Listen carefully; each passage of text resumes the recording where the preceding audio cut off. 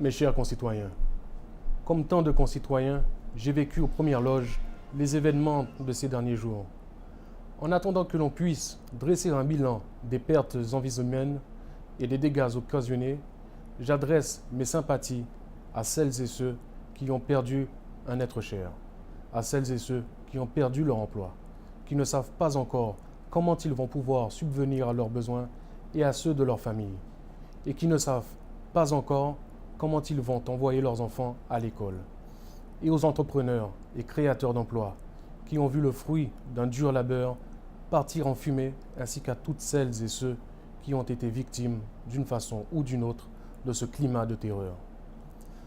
Par devoir et par obligation envers le peuple haïtien, les autorités concernées doivent impérativement s'expliquer dans la transparence et sans langue de bois sur les événements tragiques et alarmants de ces derniers jours.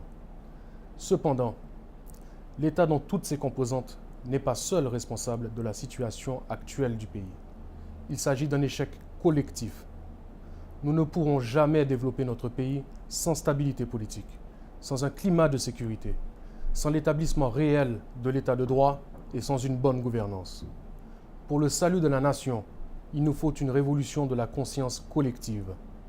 Les intérêts individuels doivent enfin laisser leur place à l'intérêt général de la nation et du peuple haïtien.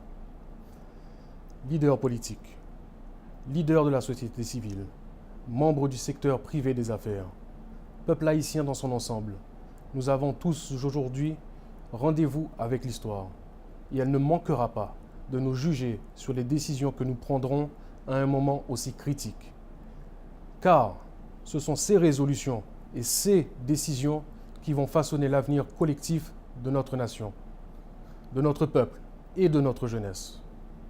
Mes chers concitoyens, pour une Haïti plus fraternelle, plus prospère et plus forte, dans un esprit de civisme et de patriotisme, je vous invite donc à redoubler d'efforts pour que le pays puisse enfin atteindre son destin de grandeur.